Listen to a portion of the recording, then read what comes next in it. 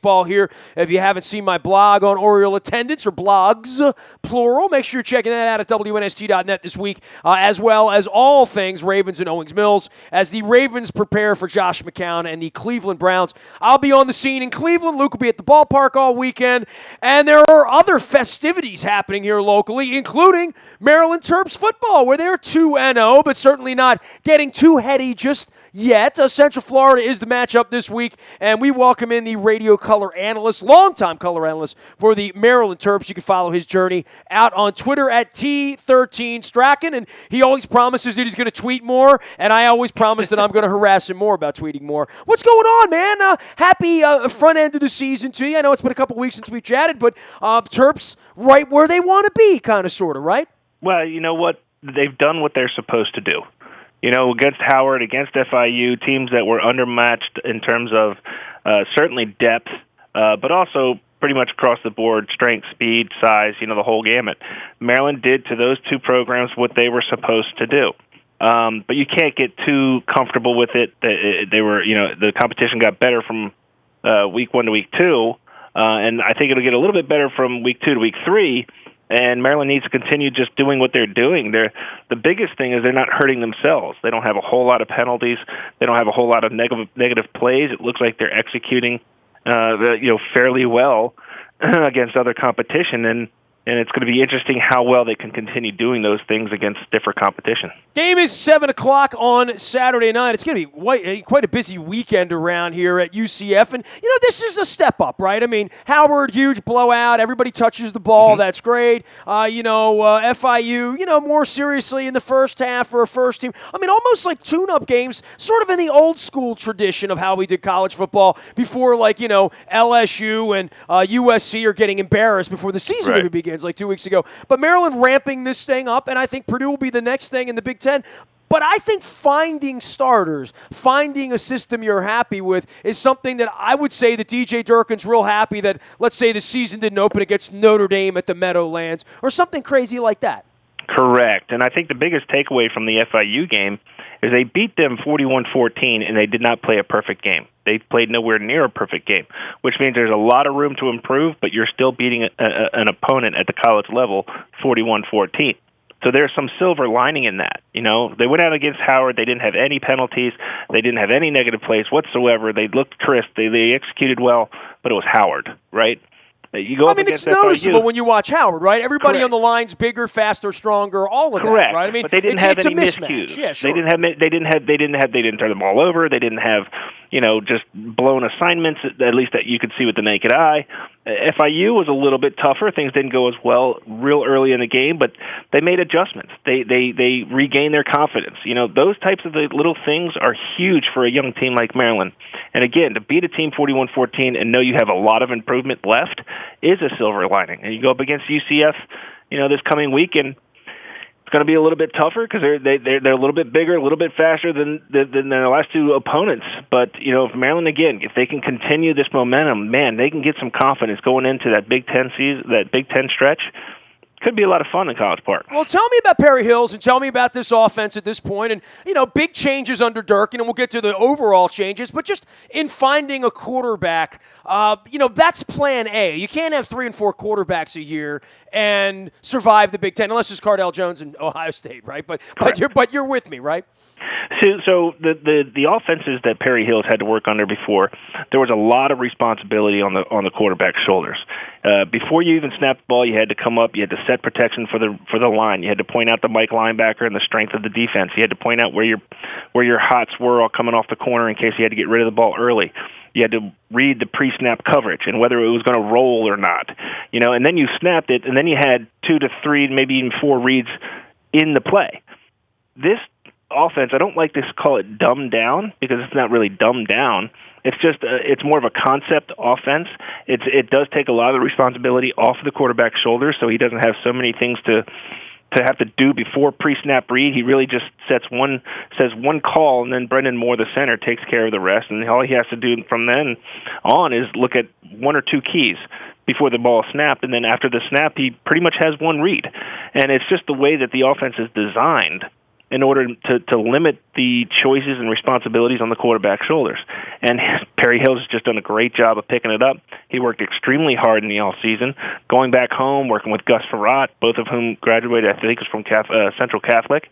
And he got to be tutored by a pro quarterback, shoring up some of his mechanics and some of the little things that he needed to pay attention to. And I think it's really transferring now to the field. He's got 73% completion percentage on the first 2 games, and that's a huge improvement from last year. Well, part of it is when you're going to throw the ball, who are you going to throw it to? I mean, we've seen so many different running backs so far. I don't know how it's going to shake out and who's really going to be out there against Michigan and Michigan State and Ohio State, but trying to figure that out at this point, whether it's Edmonds or Harrison, who knows at this point, right? Who cares? As long as they keep producing the way that they're producing, they're going to all play. And don't forget Wes Brown, who's technically the starter because he was named the starter during camp, but had to sit out 3 games due to a previous suspension. When he comes back, he's going to get a huge load. How about this freshman Lorenzo Harrison? I mean, I'm not just saying this because he went to DeMatha like I did, but he's showing it out on the field. That 40-yard touchdown he had was all him. It was a broken play. He has moves that I haven't seen guys have at Maryland for a long time. So there are some playmakers that are emerging. DJ Moore in the passing game this past week against FIU. He's emerging as a guy that's going to be Perry Hill's safety blanket when he needs him, but also a guy that can make huge plays. And then Teldrick Morgan on down the line. Maybe next week it's going to be somebody completely different who steps up and has a big game. The weapons Maryland has and the amount of depth they have in their weapons is only going to help them out because what worked one week may not work the next week. What one guy did the week before, another guy is going to do another week. So I think they're very fortunate to have these many weapons that they can use it any day. Tim Strachan covers all things Terps. He is their longtime color analyst on the radio network. You can follow his journey out at T13 Strachan. That's Strachan. How many years now for you? Is this 20, something like that? 21. 21. I knew it was something like that. All right. It's 25 on radio for me, and I knew, we kind of sort of got at this thing at the same time. Yeah. I don't know where DJ Durkin was, 21 years ago, but he was in grade school or middle school. It's crazy, isn't it? When these guys are younger than us, when I still feel young, I mean, I'm trying to act young at least. That's right. For Durkin and the changes, we talked about this last year when the change was made in the middle of the season, and it certainly wasn't a memorable year last year. And everything that Durkin did from the beginning coming in was, from my vision outside, very, very different. I mean, everything about how business was done down there changed to some degree with that philosophy. Run me through that 9 months later and what the value in that's going to be. As you go and play Central Florida, okay, let's assume you win. Let's assume it's 3-0. Now you get into the big boy, matchups where you're really getting judged. Where is that growth in 9 months, and what kind of a guy is DJ Durkin, and what has been the obvious things that you see being around the program all the time? Well, that's a great question, and I've had this conversation with a lot of people, and basically what he's done, to make it really simple, he's changed the culture. He's changed the focus of these players. And where he has come from, this is in no way, sense, or form meant to be a dig at any past regime, but where he's come from, he doesn't know any better. He doesn't know any better than to go after the 5-star guys. And when the 5-star guys say no, to go after the 4-star guys in recruiting. He only knows how things were done really at Stanford, Florida, Michigan. And that's what he's bringing. Well, I'm sure Maryland. There were times at Maryland, for all of the coaches that got here, they came in here with stars in their eyes, and they're going to get, top 10 guys at every position around the country because they're going to grow this damn thing, and we're going to rule the ACC and, buck the Big Ten when we get there. And then you find out that, you can't spend time recruiting kids you can't get. He's been able to get those kids at the places he's been. He doesn't know any better. That's the only answer I have to that question. He doesn't know any better. That's the only thing he's ever done in his career, as short as it may have been, and that's what he's going to keep doing as he goes forward. And we've talked about this, I think, last week or the week before.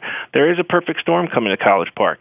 He's creating some buzz and some excitement. The players are starting to play a little bit better. The schemes are fitting the players very, very well. And if he can get some momentum, and he can get some more of these 5-star, 4-star kids interested in coming to University of Maryland, and then when this facility hits in a year or two, there is a perfect storm happening in College Park where he's really going to make some moves, and they're going to start being somebody that the Big Ten East and the Big Ten in general is going to have to deal with. What are the additions that are coming down the pipeline here? I mean, we've mentioned other kids who aren't on the field and haven't, quite frankly, needed to be on the field against Howard or FIU. Mm-hmm. Who's going to be on the team 3 weeks from now that isn't on the team right now, and how's it going to be a better football team? Well, hopefully you've seen a lot of the playmakers emerge in the last 2 games, and probably if guys are going to step up and be someone who kind of comes out of the blue, it's going to unfortunately be because of injury probably, but you've talked about the depth of the playmakers on this team, and I just said a minute ago, it could be DJ Moore against FIU. Maybe it's going to be Levern Jacobs, who for his entire career has had the potential to be the leading receiver on this team. And he's now relegated to a backup role. But maybe he's the guy that emerges in a week or two. Wes Brown, when he gets off of his suspension. This kid has been working extremely hard. He's getting his 3rd chance, and he knows that it's his last chance, and he's got to make something of it. Look, his buddies are in the NFL. Stephon Diggs, who he played with at Good Counsel High School, he's in the NFL, and he's doing extremely well. And Wes is sitting there going, I can do that. Yeah, sure. I can do that. And he's going to get his chance. So I think those guys, those names are just names that pop up in my head, but there's going to be guys that are going to be popping up here and there and showing what they're worth. There's a lot of talent, and there's a lot of young talent. Not so many spots, only so many spots can go around. So if you get your opportunity, some young men are going to shine on game day. Defensively, it feels like they haven't been challenged yet. And, all of that happens when the O-linemen get bigger, the wideouts get faster, the quarterbacks get more, reactive and are more prepared. Some thoughts about the defense at this point and whether these 2 games have been a good challenge for them. Well, it's been a good challenge in that for the young guys that don't have a lot of experience, they're getting their experience against opponents at game-like speed, okay? It might be Howard, it might be FAU. I like how you say game-like speed. Yes, game-like speed, because you can't replicate that in practice, okay? But like against FIU, what I liked most about the defense is after Magoo, the quarterback for FIU, got knocked out after the pick 6 from Jermaine Carter, a backup came in that they didn't know anything about, didn't have any film to study on, and he was more of a slasher quarterback, a running quarterback. And he started slashing them, moving the ball, and then come halftime, they made some adjustments, and I noticed in the second half the kids adhered to those adjustments, and the young man Alexander couldn't do what he was doing in the first half, or at the end of the first half. They made adjustments. They were able to adapt to it. And that shows some maturity of this defense. Now, they haven't been challenged, and yes, they're going to be undersized in the front guys when the line gets to be as big as the Big Ten lines get, but that's where the scheme comes into play. Andy Boo's going to have a very attacking scheme. He's going to bring a lot of pressure off the edges. He's going to bring pressure up the middle. He's going to disguise it. He's going to try and do the chess match thing. If you're undersized, you have to use what you have, and Maryland has speed. Maryland has agility. Maryland has some playmakers. Put those playmakers in positions to make plays. Don't try and just, because they've got big guys, try to match up with them and out-muscle them. You're going to get buried if you do that. If you scheme it up in a way that's going to make it difficult on those other offenses, I think this Maryland defense could make some hay in the Big Ten. He is Tim Strachan. He is the long-time, 21 years, but he just turned 22 with the Maryland program in the Terps Color department. You can follow him at T13 Strachan. That's STRACHAN.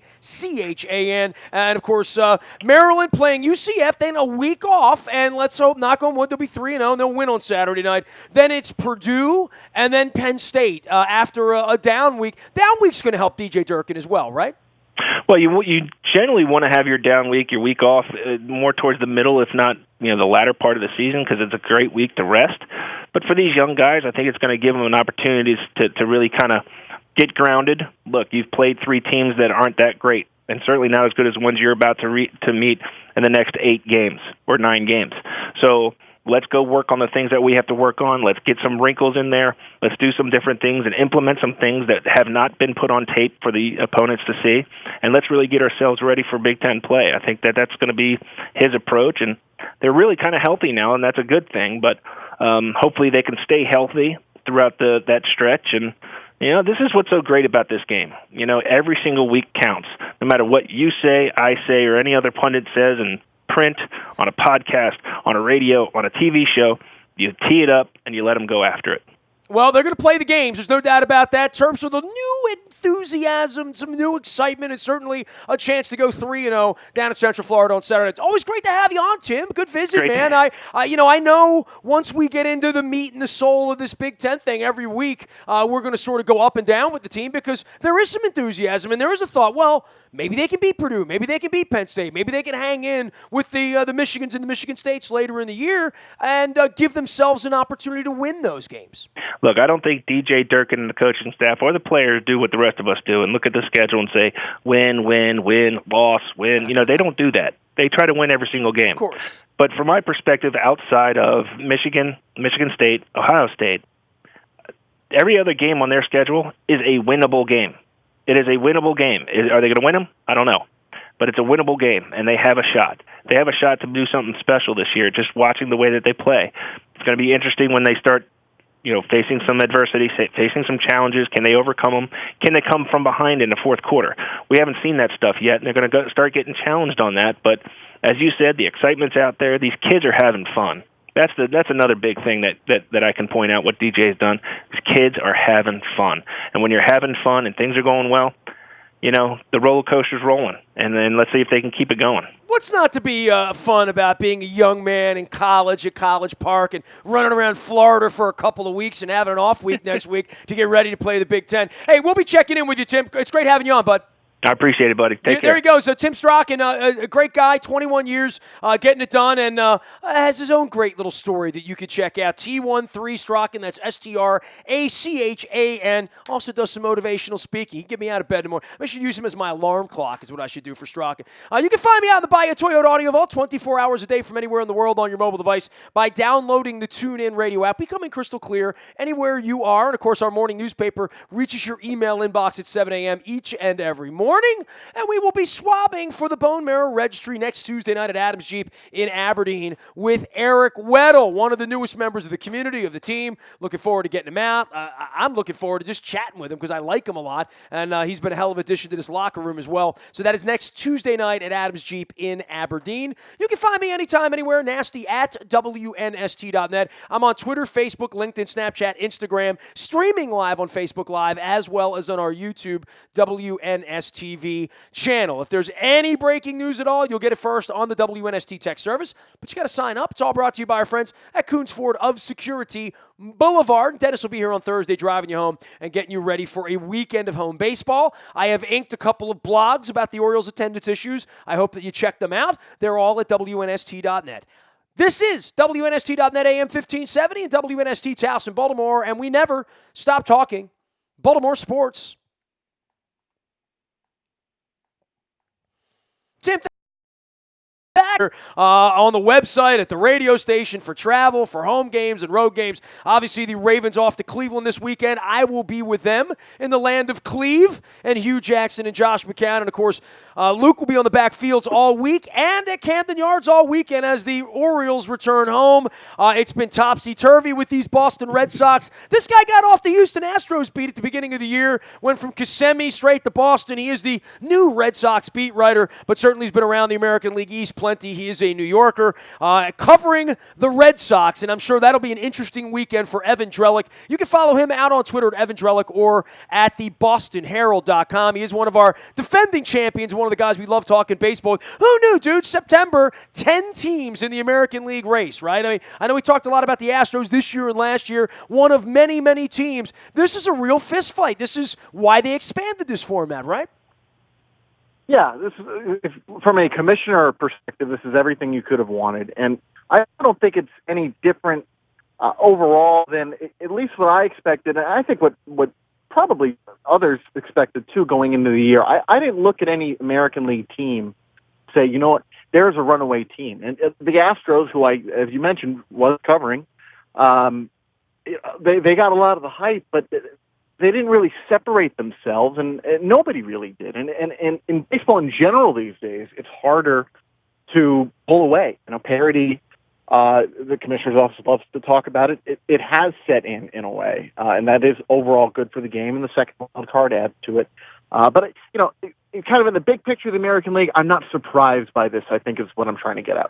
Well, and I understand that part of it, but even in the National League, there's good and there's bad. I'm with you that if everyone is a 5 team, that you're always 3 games away and a weekend away from being in first place or being in third place. And to see the Yankees kind of hang around, and I know they stumbled earlier in the week, but in general, they're going to play the biggest role in all of this because they're going to see all of these teams. And if they play well, they might even be in. If they play poorly, it's going to be, to the benefit of these teams. And I know this Yankee-Red Sox thing's probably going to get a little crazy over the weekend, right? Yeah, and you would never have expected it. And personally, I haven't seen the Yankees in some time, and it's a little bit of disbelief. I don't understand how they've been able to do it. I know they have been. Sanchez has been amazing, but it almost feels wrong, right? If a team can trade away those guys and somehow be able to still make it. Yeah, you're not allowed to run the white flag up and then try to compete. I mean, ask the Rangers from last year, right? Same story. Yeah, but look, I'm still count me as a skeptic that they really can pull it off because it is a very steep road to go through. The Blue Jays went through a rut. You can't really expect that rut to continue. But they're going to create trouble for somebody, right? Oh, yeah. The very final series of the season for the Red Sox is hosting the Blue Jays at Fenway. And, if I were a betting man, I would expect probably the division to come down to that. But I felt all along that you'd get 3 teams in the East in the playoffs, and I think that's still the case. I shouldn't say all along, but, since at least mid-season, I did feel that the Red Sox, Orioles, and Blue Jays would all make it probably a wild card for the Orioles, but the division now definitely up for grabs. Well, and we've thought all along we were competing with Boston and Toronto. We never really looked at Detroit or Kansas City. Then we had to see Detroit over the weekend. Seattle and Houston, and obviously the Orioles did not fare well against Houston earlier in the year, that are all still very much in the mix. And again, this is going to come down to their ability to beat the Blue Jays and the Red Sox and the Yankees in the coming weeks, something that at various points has been difficult. And the Red Sox look to be the best team right now. I don't know that we would have said that at any point other than on paper. I mean, I love the Pomerantz deal. I thought, Price would wake up at some point. I thought Poppy would cool down at some point, or maybe, the legs would just go and he couldn't do it anymore. And at some point he would find himself on the DL the way A-Rod did, or Teixeira, or any of the other guys that seem to have fallen apart at 38, 39, or 40. But they've hung in, and if anything, this version of the Red Sox we're seeing beat down Monday, notwithstanding with Wade Miley, this is a real good version of the Red Sox. This thing's rounding into form for them, certainly more than any of the other teams. Yeah, I wrote it when the Red Sox were in Toronto and took 2 out of 3, that for the first time all year, it actually felt like a real possibility. It was really in front of them that they could actually win the division, because going into the year, even though I did feel the American League there was no team that was truly going to pull away like the Cubs have, right? I think going into the year, the Cubs looked to a lot of people like a runaway type of team, and that's what happened. The Blue Jays, to me, were the standard, and I think to a lot of people were the standard to beat. And, John Farrell acknowledged that when the team was in Toronto, and having taken that series at Rogers Center, which, look, that is quite an environment to play in. And it's changed in a heartbeat, right? I mean, I did my tour last year in June. I was there on a Monday night. They were playing the Red Sox. I'm standing behind the batting cage talking to Colabello and Big Papi, and there were, 14,000 sleepy people in the Sky Dome that night. And 8 weeks later, it's like they're printing blue money there or something, right? Yeah, no, they had over that weekend. I believe they reached at least their 34th sellout, which is it's remarkable. It's 1992 all over again, right? yeah, and having covered the Red Sox previously, it's not the memory I have of Rogers Center, so it's impressive, and it's kind of. I think it's enjoyable to have the rivalries expand a little bit. I think even the most diehard Red Sox and Yankees fans were probably okay with seeing a little bit of a new thread and storyline. And I know nationally, having been in Houston, people outside of the Northeast really had their fill of hearing about those teams. So even if there is still a little bit of a Northeast bias, I don't think that's going away. But, something fresh to the Red Sox and Blue Jays and the Orioles. That's pretty enjoyable. Evan, I mean, our fan base hasn't won since 1983. I was a very young man then, and I've been on the radio 25 years. And as I've pointed out, in 20 of the 25 years, not only have we not had a pennant race, we didn't have a May. You know what I mean? Like, literally, they had no prayer in 20 of the 25 years I've been on the radio. Yet this year, they're very much in it, and we're all trying to figure out the empty stadium. You travel around, and, Toronto caught fire last year and started selling tickets. Cleveland still has a ways to go. Obviously in Detroit, it's full up. Kansas City really turned on a dime with that World Series visit a couple of years ago. You've seen Houston get a little better. Texas certainly has always been there because they've been a playoff team.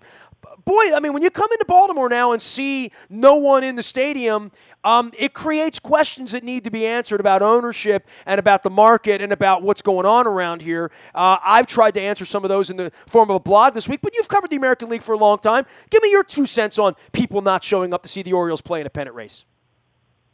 Well, see, that's where it gets strange, because it's not as though the Orioles were – the Astros situation was very understandable, right? Because the team was off TV. They had the Comcast problem, regional sports network issue, and they were just a terrible team, right? For years. So the Orioles were in last place for 9 of 14 years and fourth place in the other 5. And again, the Orioles didn't play a meaningful game from October of 1997 until the summer of 2012. I mean, literally. Right. So what I don't think I could come up with a good answer for is why in the last half decade that would be the case. Why wouldn't fans at this point be really excited about it? That is puzzling. I don't know. I guess the off the top of your head theory would be, well, they lost them so many years before, but enough time has passed, right? That shouldn't really be the case. And I actually, I don't think I. Well, then when you come back, the sticker's different. It costs more to go to games now. Everything about it. We've had riots here. I mean, and by the way, we're the only franchise that put a team 38 miles away, right? So, I mean, I will go to that every time. That Angelos always said, if we split the markets, we'll have 2 mediocre teams, which at the time was what the Giants and the A's were in the 90s before the Giants, found God and built the stadium, right? And that changed everything. The A's are still floundering. The Orioles appear to be more of the A's in that relationship in the coming years, just based on everything about the franchise. I mean, they're not just on the field, trending to where the fan base is and how many people live in Washington, which was always the fear that they would be Big Brother, which is why Mr. Angelos is getting 87% of the money at this point, right? Right, yeah, And I haven't followed how the Masson situation has worked out, and I know that's been an issue too. It's worked out to make him a lot of money, just so you know, and suing a lot of people. So that's pretty much the way it's worked. Yeah, well, and covering baseball, you're ultimately covering an entertainment business alongside the actual action on the field. It's hard to do all of it, but you try to do all of it, and you realize very quickly that a lot of these moves that owners will describe as being for the benefit of fans. Sometimes they are also for the benefit of fans, but in most cases, first and foremost, it is for the benefit of the owners and for making money, right? There are very few owners. Mike Ilitch, who owns the Tigers and is getting up there in years, stands out as somebody who's just throwing money at the payroll and doing so in a very inefficient way. But for people to think that they're team is always out there for them and trying to do the best by them, I think there's a little bit of a naivete that goes along with that. But a lot of people want to buy into that, and that's what they sell on Masson every night, that it's, sugar plums and fairy tales and all that stuff. But all that being said, they stunk for a long time. They're really good, and they're worthy of the support of people. If you're coming out, you're getting a good product at this point. But can they win? Right. If I give you the dollar right now, are you betting them on a wild card ahead of some of these teams like Detroit that are going to be playing, 10 games left against Minnesota and Atlanta? There are certainly some scheduling advantages to not being in the American League East the next 3 weeks. Yeah, Detroit is the scariest of that bunch of teams. The Astros, to me, don't have the horses, particularly the pitching. They can hit, but I would take the Orioles sooner than I would the Astros. You're right about the scheduling, and even going back a few weeks, I remember hearing. I hadn't realized yet that the Tigers were kind of creeping up, but I was talking to another team's manager, and they mentioned the Tigers, and they are a valid worry. I think that's the one team of the bunch.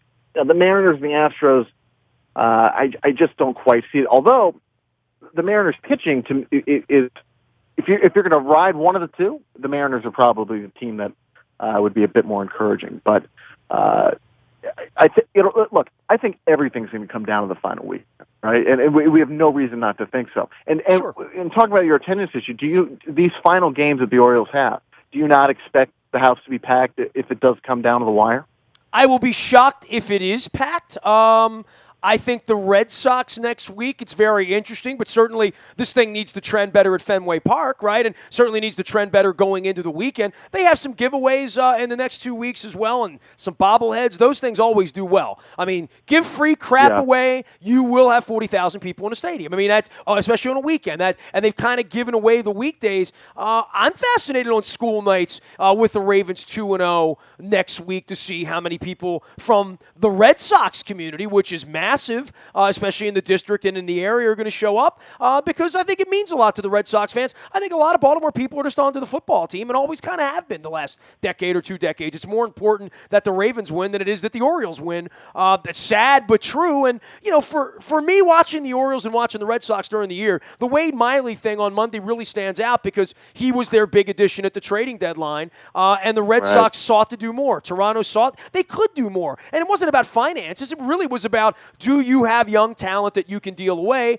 The Orioles have dealt a lot of that away, and Rodriguez is who you've watched try to improve here in the pennant race, and I guess that's the part for the Red Sox. They have a couple of young guys too that they're really counting on the next couple of weeks if they're going to win this division. Yeah, talk about the youth movement on the Red Sox. Sure. Oh yeah, Mookie Betts. I was asked about this recently, whether he would get better, whether at age 23. This was kind of a baseline, or this is kind of as good as it gets. And the point I made, and I think I'll stand by it, is that if you get better, you're Mike Trout, right? There's not very far to go here. His season, Xander Bogaerts had a great first half. It's not been quite the same in the second half. He's still a very good young player. Jackie Bradley's a good young player. Andrew Benintendi is the rookie outfielder drafted last year, came up this year. A lot of exciting things going on, but Betts is a separator, and he could end up winning MVP here. I think it would be unfair to say, yeah, this kid is definitely going to get better, because when you're performing at this high level, it's just, there's only so far you can go, right? Or so far that we've seen. Who knows? Maybe somebody sets a new standard. But even if he hovers in this area for the next 3-4 years as he hits age 27.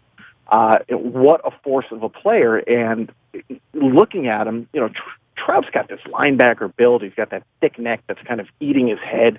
Betts does not look like that, right? He's this smaller, super athletic kid, and he's got everything. He's got pop. He's got great range in right field. He doesn't have quite Jackie Bradley Jr.'s arm, but he has a good arm. Has gotten better. He played the outfield. Talking about kind of an individual player on the Red Sox and the youth movement, Betts is the guy right now, and he's really the one to watch. And there was a little bit of a scare earlier in the year. He had a little bit of a leg situation going, some fluid, I think it was in his right knee, but that hasn't been an issue. And look, who do you think would win MVP right now? Well, I mean, people here are talking about Zach Britton, for crying out loud. They're delusional. But, yeah, I mean, I would look at Ortiz and say, where are the Boston Red Sox without him? I don't know. I mean, I know on the Orioles we could make a case for Trumbo, but Machado would be the guy. That's what happens when you have a good team. You have to have 3 or 4 pretty good players. Hey, I'll make a case for Ramirez being the biggest surprise for the Red Sox, because I think a lot of people wrote him off in a lot of different ways. He has shown himself to be quite the gamer this year, hasn't he? Yeah, I don't know. I can't remember off the top of my head how the voting for Comeback Player of the Year award works. I do not believe that's not a BBWA award, a Baseball Writers Award. But he might well fit that category, and I don't know who else would be in the mix. Probably somebody coming off injury that's not striking me at this moment. But his season has been one of the most pleasant surprises, I think. Red Sox fans, I wasn't here last year, but he was more or less written off, right, as one of the 3-4 mistakes that Ben Cherington made before he got fired, all through San Castillo and Pablo Sandoval and Rick Porcello, who might be the Cy Young winner. Yeah, we're talking about the best deserves players to on the be. Red Sox. Where are the Red Sox without him right now? Even though everybody hated him last year, right? Well, right. There's a lot of guys. It really has been a very wide-ranging effort of not just the young kids, but you've got a guy like Porcello hitting his stride, making the contract that he was given worth it to the Red Sox, at least so far, and see if he can keep it up. Ramirez moving to first base, playing decently there. I still don't really trust him in the ninth inning. I'd rather have Travis Shaw play first base than I would Hanley. But the athleticism that is still within him, even as he's aged and he's gone through injuries, you can see it on the range he shows on pop fouls and things of that nature. He's done a good job. He's been focused. That was a real issue for him last year. And when he and Ortiz are going both at the same time, it's, and the Red Sox have had Pedroia quietly having a fantastic season. So it's right now, these days for the Red Sox, it's been firing on all cylinders. He is Evan Drellick, covering all things Red Sox at the Boston Herald. You can follow him out on Twitter at Evan Drellick. That's EVANDRILLICH. And this is his first year on the Red Sox, but back onto the Red Sox. And so what do you make of the Blue Jays in all of this? And you talk about the rivalries. Obviously, the Orioles fans here remember Cito Gaston from 93 and the nail in the foot and Harnish and Dave Johnson and all that in 89 and Greg Olson. We have horror stories with the Blue Jays, but in the modern incarnation, these teams don't like each other much. I mean, Donaldson and Machado have gone at each other. Fans here don't like the Blue Jays, and I think we've thought all along, much like you did, that they were sort of the stalking horse, right?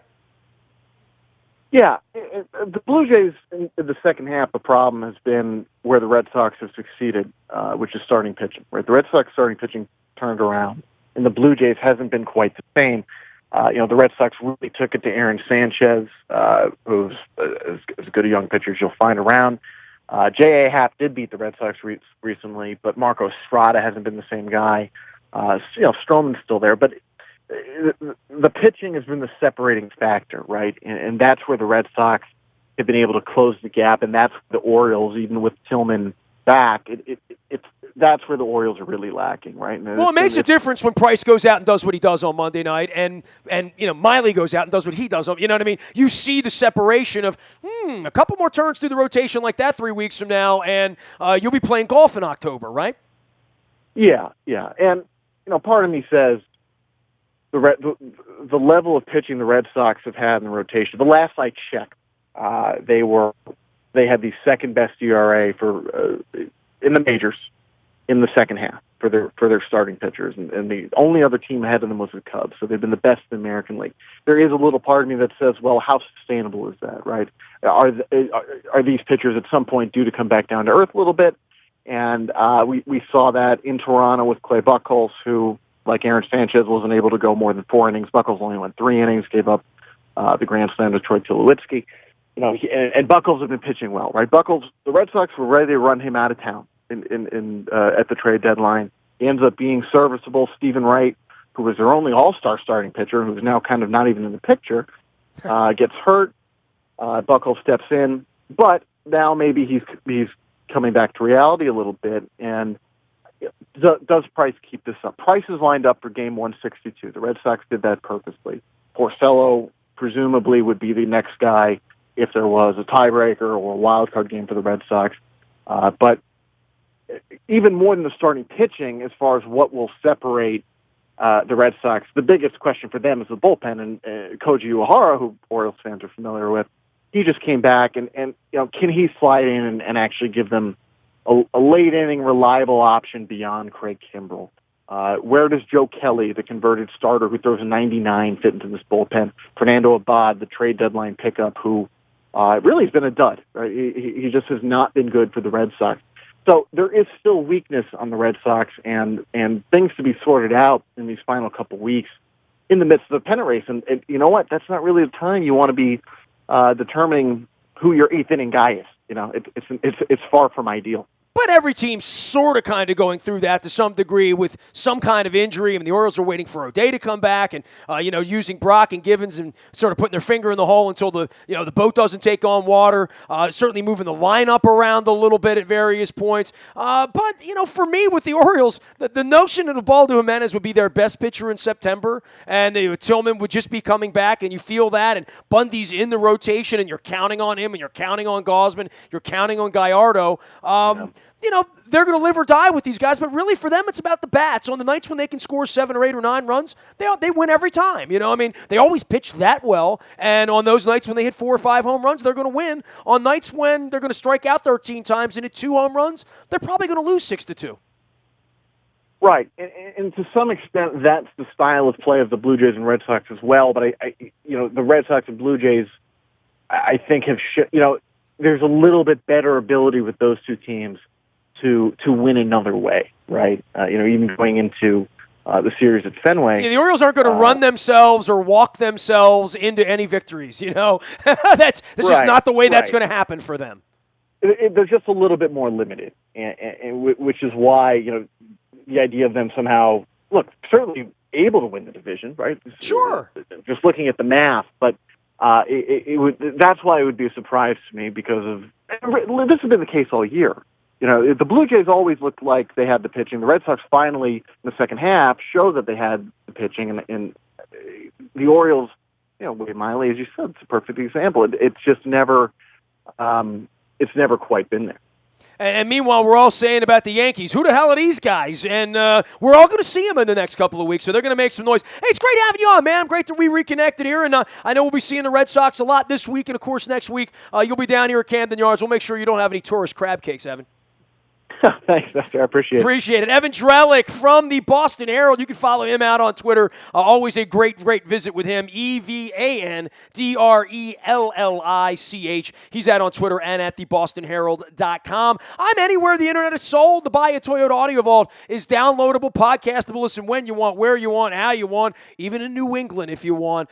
Just download that TuneIn Radio app. We come in crystal clear. Our morning newspaper hits your email inbox at 7 a.m. each and every morning. It's brought to you all by Planet Fitness and PlanetFitness.com. Still $10 a month to get in the best shape of your life there. And any breaking news happens first on your WNST tech service. That is powered up by Coons Ford of Security Boulevard. We've got Eric Weddle swabbing for the Bone Marrow Registry at Adams Jeep next Tuesday night in Aberdeen. We want to see your face in the place. Come one, come all, come purple to Harford County and meet the newest Raven, who's a really good dude and really interested in learning about leukemia and my wife's issues. And we're interested in talking some football, some San Diego, some Ravens defense, with hopefully at that point the 2-0 Eric Weddle of the Baltimore Ravens. Nasty at WNST.net reaches me anytime, anywhere. Twitter, Facebook, LinkedIn, Snapchat, Instagram, streaming live on Facebook as well as on YouTube on our WNS TV channel.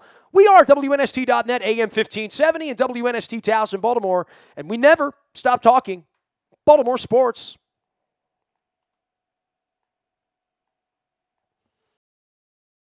In Baltimore, of course, the Orioles return home to Camden Yards for 11 pennant-packed games, beginning with the Tampa Bay Rays. And Luke Jones will be on the scene at Oriole Park at Camden Yards.